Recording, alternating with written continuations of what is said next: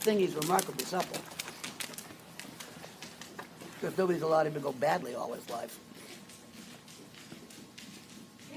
How old is he now, Kevin? 20? He must be 20, isn't he? 20 and a half. Yeah, 20 and a half. You're coming 21. He looks about 12. Almost able to drink. Oh, gee, I don't think I want him drinking. He might be a little silly if he took up drinking.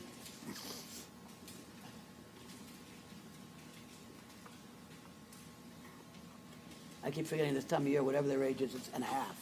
Mm-hmm. Even my little dog is actually a year and 9 months. She was born in January. Now start to change the bend. Leg forward. There you go. All you do is move one leg. Yeah. He turns into a bending soft leg yield. Getting ready for the next direction. And the nice thing, he didn't have to put his head up and down. He keeps it where it belongs.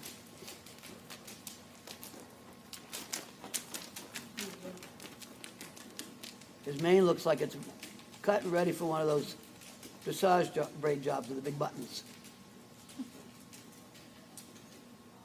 They don't pull manes much anymore. They just cut them and then put them in big wide button braids. And it looks really nice. I think it enhances the necks.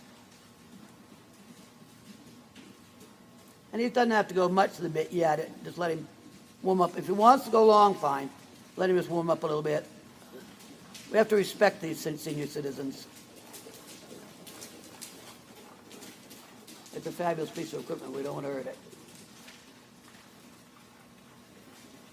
Good boy. Let your seat land very softly. You know, he's such a big brute. It's hard to remember that he's made of flesh and bone. And you have to be good to his back because he used it really well. But you kind of want to let your pants settle down, but not land heavy. But he really does appreciate the difference.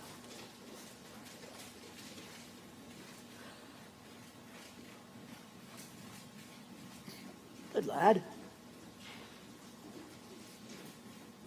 I love all the activity in the hind legs. Moving inside leg. There you go. And then you can remind him with your inside rein a little bit not to come up. I don't care if he doesn't go wicked deep and round yet, but he doesn't pick his nose up. Direction change does not require lifting the neck, but you may have to explain that to him. Yeah, they could tell my horse about it too. My old horse will explain it to them. You don't stick your head up when the bitch wants you to turn. You just remind him to put it down and leave it there. I understand the physics of what they're up to, but they don't need to do it. They just think they need to. That's better.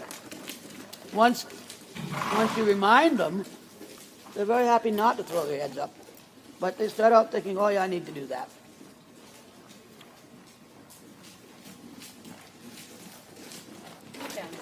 There you go. And then you can go on to, once you're a little more warmed up, go on to asking him to stretch. That's it. When you ask him to stretch, the step gets bigger behind, you get more reach in front, and you really can't complain that you're bothering him. Good boy. And I think for the horse's physical safety and future, it's very good to stretch them early on. Seems to like it. Yep. And his movement changes when he stretches.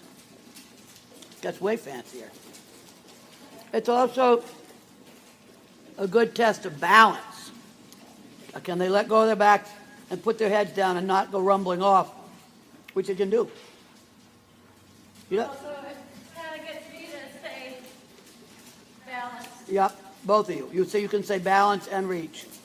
Balance and reach.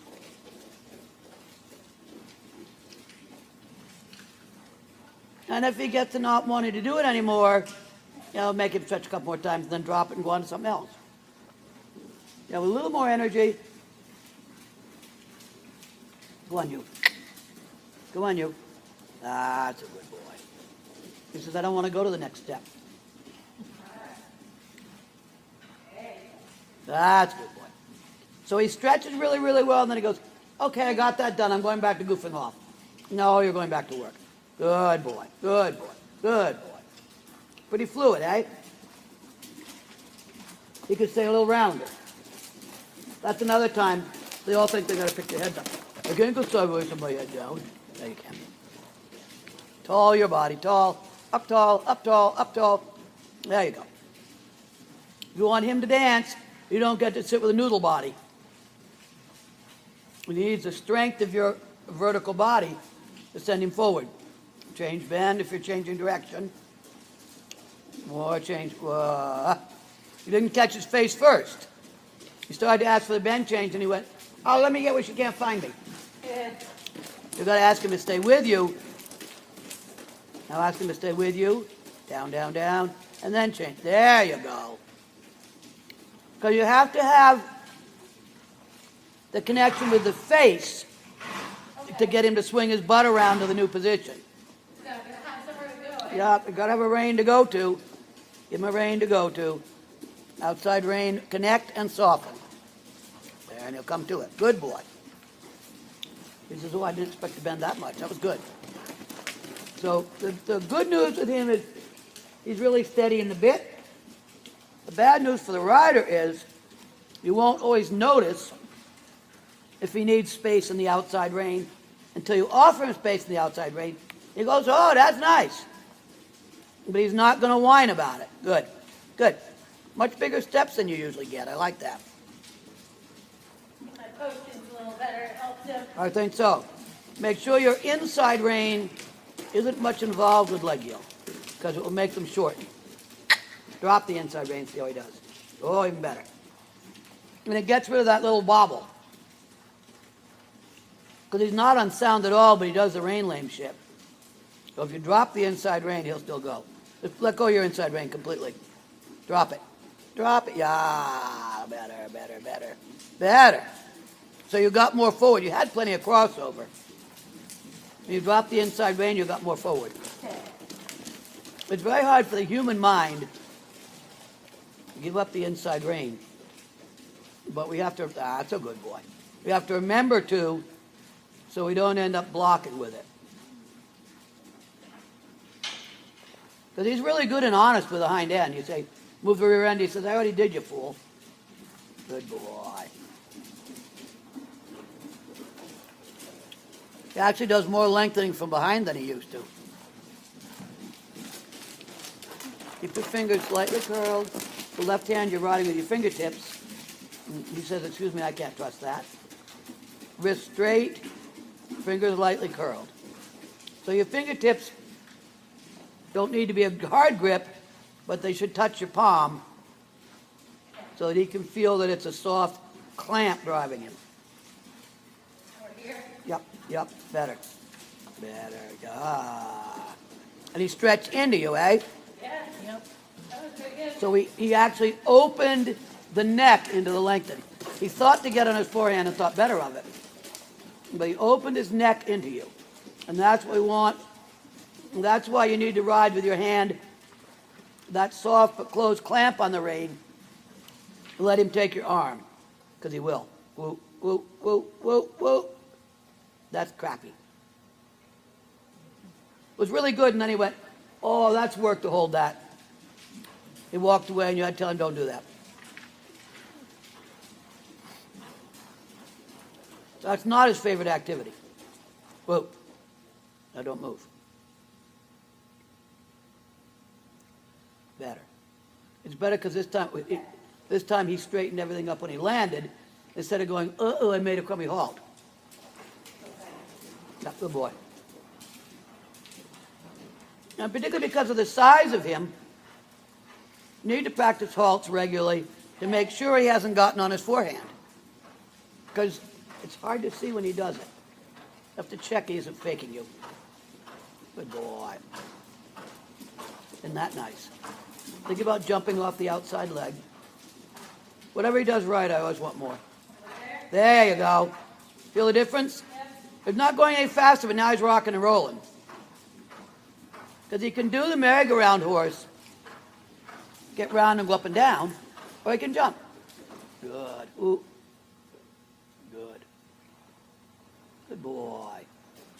Very nice. And you remember to bring your inside leg forward to set the shoulders up. And he said, of course I was going to get the correct read. I always am. We know you, buddy. Leave your butt loose.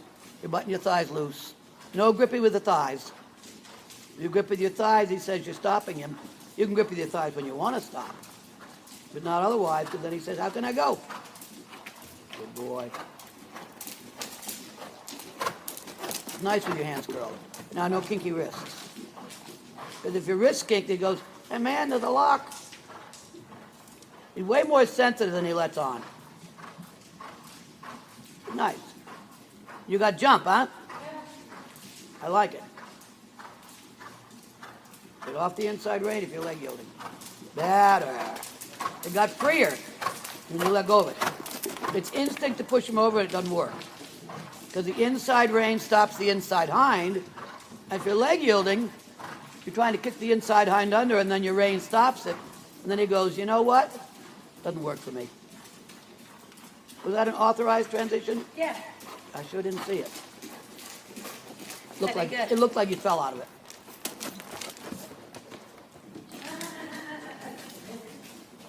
That was a counter canter. Because he was headed out. There you go. He was headed out to your outside edge. I'm not sure where he's going.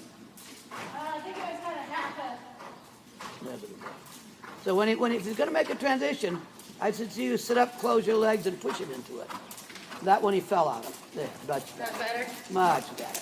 The one before he kind of fell out of I it. think it was trying to be going to try. Yeah, going, all right, you could, oh yeah, you can quit now. Because it kind of looked like a bit of a train wreck.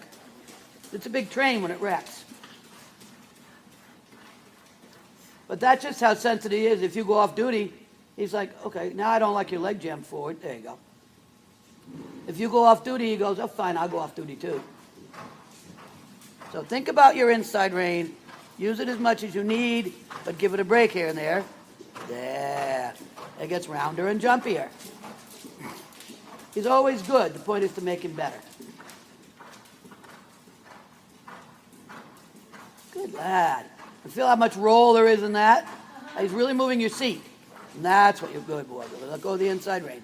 Because the other thing is the leg yield can have a little bit of flexion being in the jaw, but not a lot of flexion. Because if you have too much flexion, you block the leg. Good. So it all comes from your leg. The inside rein is not very relevant in that situation. Good. Nice reachy canter. He's not running, he's just reaching. Yeah, good.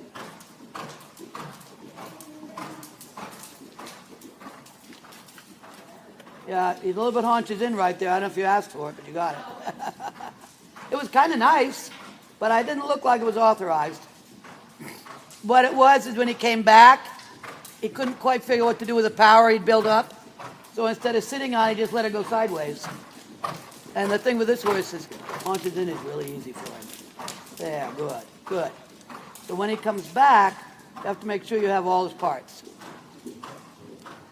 So it better come back. Very nice that time. I didn't see him wiggle. If he doesn't sit on his butt and catch it, it'll pass him. You don't want that big thing passing him, good boy. Sit up a little. You were getting crunchy in your abs and your hips, and so it was turning into he's being ridden by a monkey. I was folding in Yeah, he was doing this.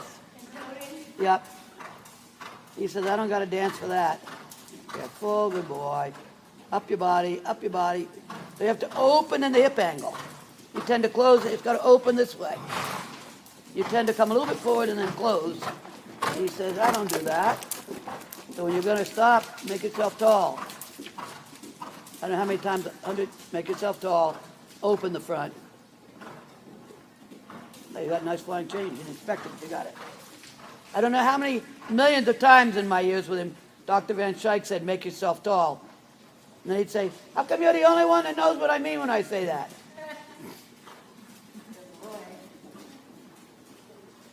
And you made flop body again instead of tall body. You kind of, well, yeah, you eased your seat off him instead of quietly sinking onto him. And he stopped anyway because he's good. Yeah. wouldn't work on a thoroughbred. That was, Jada getting tired. Ryder turned into a lump. Horse took care of her. Boy, Very good. He's on, isn't he? yes. On and happy. His world is good. He will teach you to ride right because you don't have an excuse not to ride right on this one. You know, when you ride the Bronx, however you can stay on and get the job done, that's cool. But when you have a really good horse, you have to ride it right. Well, you know what? You learn to ride right, it actually makes riding the other ones easier. It does. 'Cause- And then it teaches them to ride right. and the other ones, even though they're jerks, the righter you ride them, the better they go.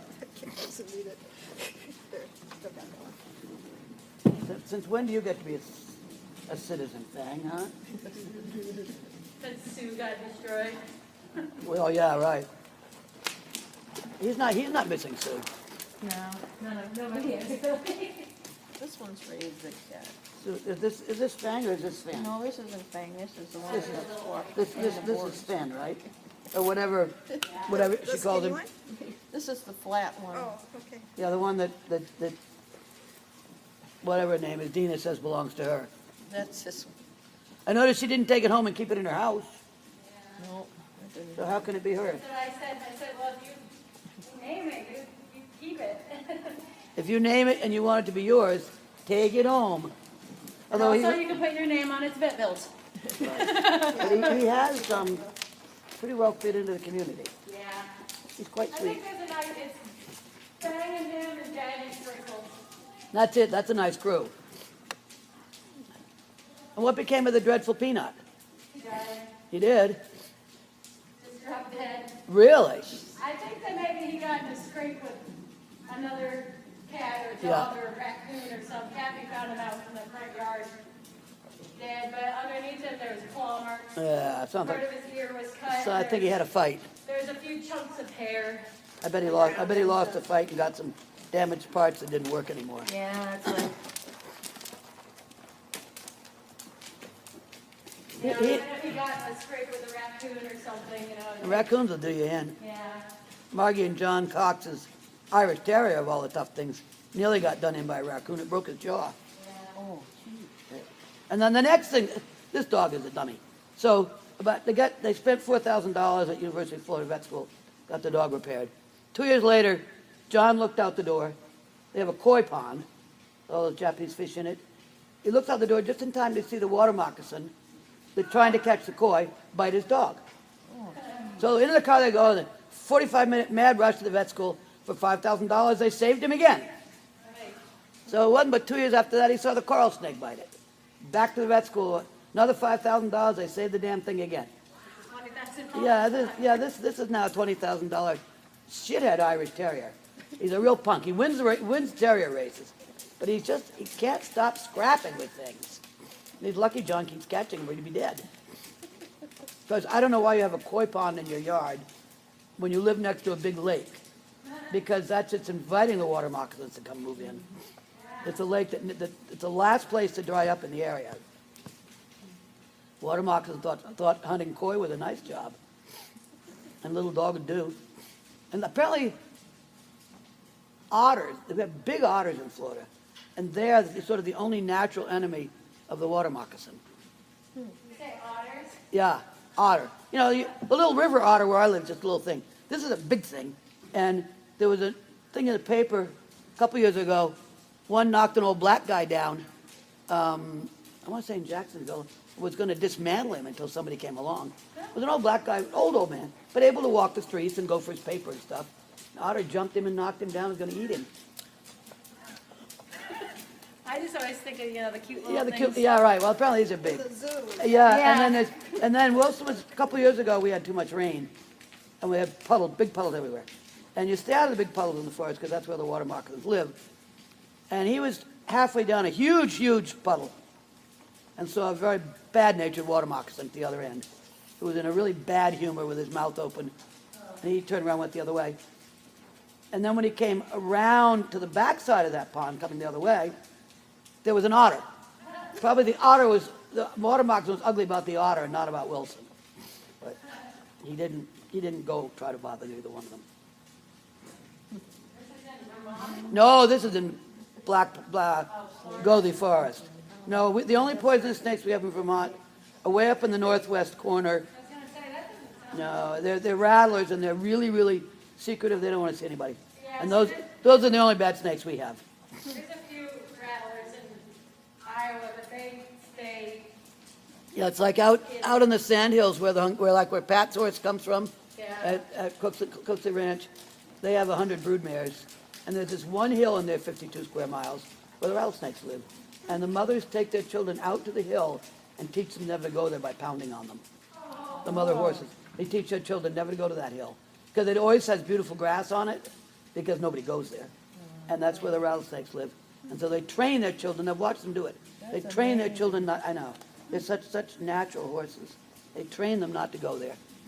And George said it always has the best grass in the county, because nobody, and the cows don't let their children go there either. Because there are 4,000 brood cows and 100 mares. So They all stay off of that hill. nobody goes on that hill, except for the rattlesnakes. Rattlesnake hill. Yep.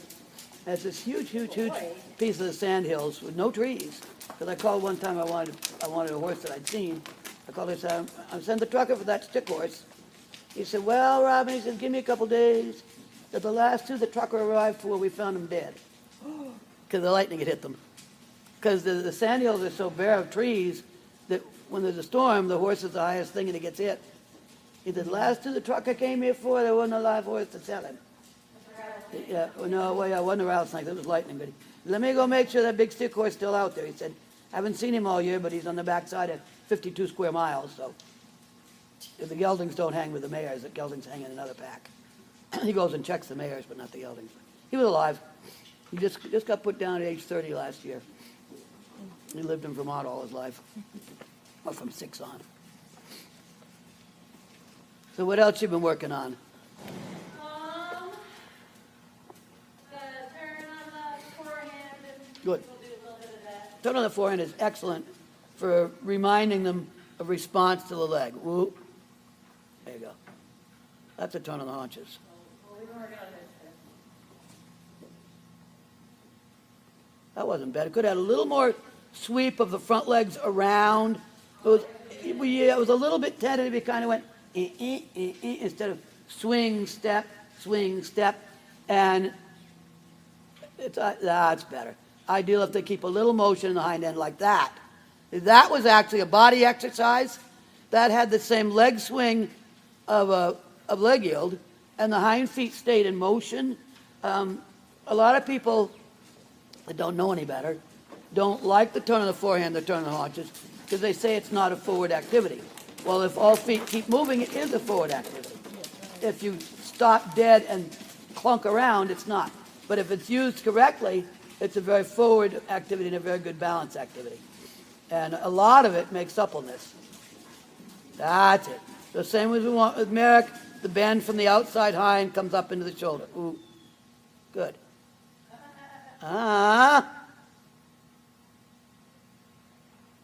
He's got his ready face on. That's what, like, well, let's work on some transitions a little bit. He said, I didn't have my ready to stand face on. I had my ready to go face on. I think working off the wall. and things- Working off the wall is excellent for him, Yeah. particularly because he's a horse that's always in a ring. The less time he spends on the wall, or when I was in college doing the instructor's course, we had to ride the whole spring semester 10 feet off the wall. Yep. Did everything we always did. We had to do it all 10 feet off the wall. Man, you found out where your aids were then. Good boy. Even in a leg yield, leg yield, but don't get all the way to the wall. Yep. And catch him, because when he leg yields, the wall is his destination. You can see it in his eye.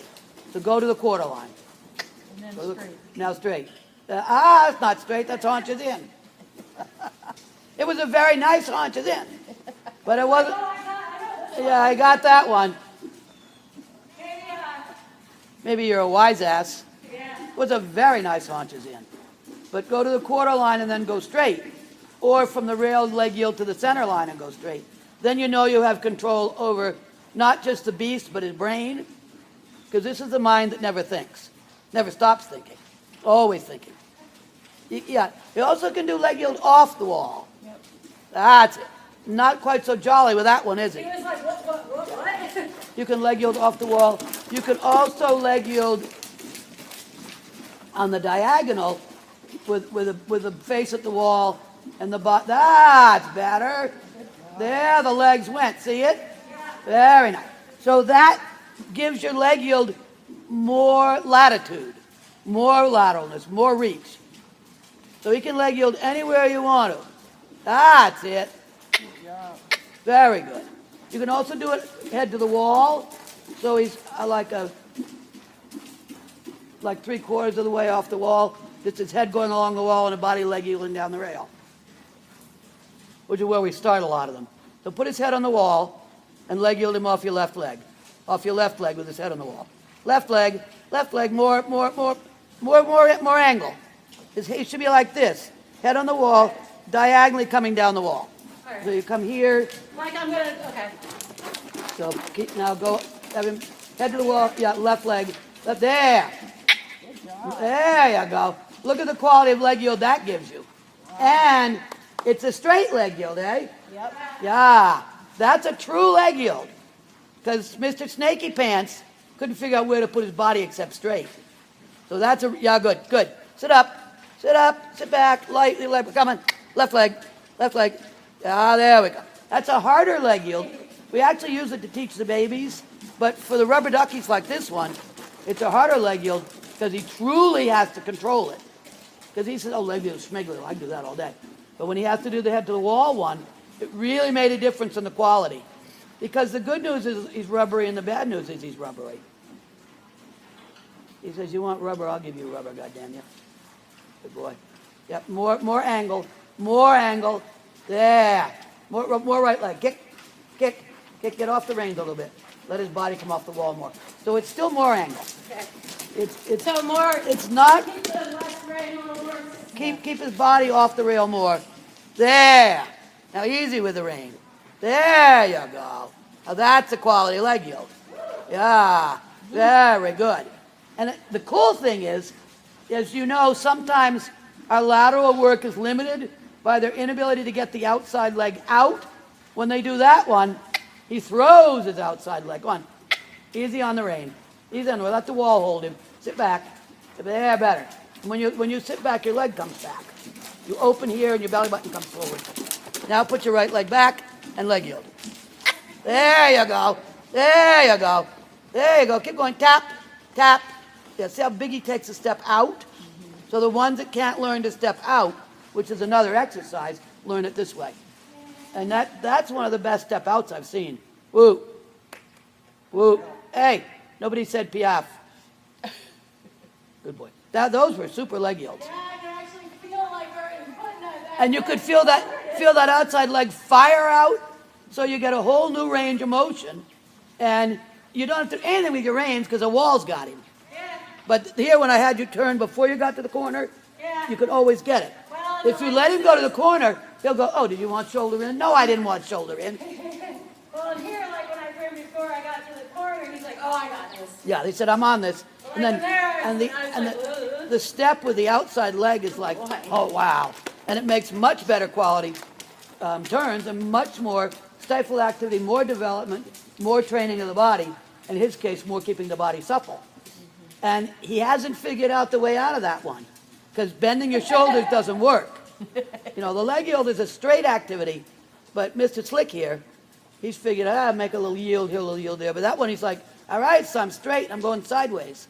And then you really get the motion. Good. I was super to watch. And he knew you had him.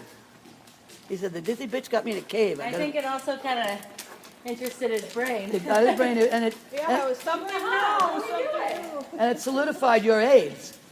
And you realize how little you have to do if you just position it right. A lot of people, like Keith's wife, Linda, starts them doing that. My only objection to that, I do use it sometimes, if they're really being dull and I can't get the rider to work right. But my only objection to it in the beginning is the wall in the face, not for him. But the wall in the face of the greenies tends to cut down on their motion. For him, it was the balancing gesture he needed, and you didn't have to use the reins, and he got even freer. But the real greenies sometimes kind of go, well, I'm going to take a little dinky steps, but I can't think forward because there's a wall in my face. Yeah. You know, him, he just says, I get the wall. I hope that's why Kathy's Yeah, you have to ride him off the wall a little bit, because he'll just run right into it. Well, It's like, he'll- well, my body's supposed to go there. He'll also lean on it. He leans on it and doesn't carry his outside side. He says, that made me drool, I had to think. That was very nice. Yeah. And it's hard to find things that are different for him Yeah, it is. because he knows it all, which he really does.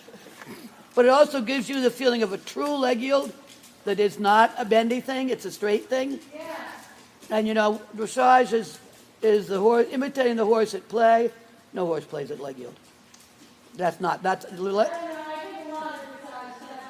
leg yield is man-made, and it's man-made as a development and training exercise. It's the first lateral work. It's the ultimate still, and people have to do it. I was at a dressage show last week, and a regularly recognized USDF show, and I had the misfortune of being there 2 days. And honest to God, I knew the tests and couldn't tell what they were trying to do. Oh, geez. I think maybe that would be a good thing to start installing in the Merrick, because it really gets his, It'll get the rear end and activity, gets him straight, so he's, and it also, you see how it taught him independent. yes. Like, don't get one piece connected, take them all and move him, and he did it. Yeah, I watched, there's a move in the Pre-St. George test where you come shoulder in down to B, 8-meter circle, volte, and half pass out.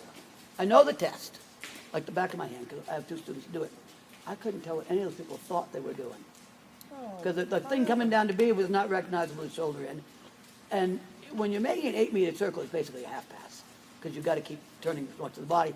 And then because they didn't have the horse with the right amount of bend on the circle, they couldn't get the half pass coming out of it. Because they lost the haunches out doing the yieldy circle he likes to do, and then they couldn't get the half pass. And these were 4th level tests and Grand Prix and How did Prix they St. George get that tests. far? Huh? How did they get that far when they're not qualified? Well, and you know, and I was seeing 3rd and 4th level tests with unrecognizable leg yields. Like, Yeah. what do you think you're doing? Because I don't recognize it. What do you think, Kathy? But the judges aren't tough enough to say, this sucks. I get it. More rides, too. Oh yeah, no, he's done enough time, Yeah. done plenty of time, and he's really done it well. And that was a great thing to end on for him. It was. It was Take a home good, and think that of was fun. You girls will have to see it the next time. It was the leg yield with the head. You can do it with your horse. Leg yield with the head to the wall, so you're coming on a diagonal line, and you get really big leg yields. And you know, I always talk about the problem with the leg yield is not the yielding leg; it's getting the outside one out. When they do it that way, the outside hind leg's going these great big steps. Like to that one, and he's like, oh, I've got it on tape, so. And you'll see it. And you know when you lined him up early, Yeah. so he didn't get married to the wall.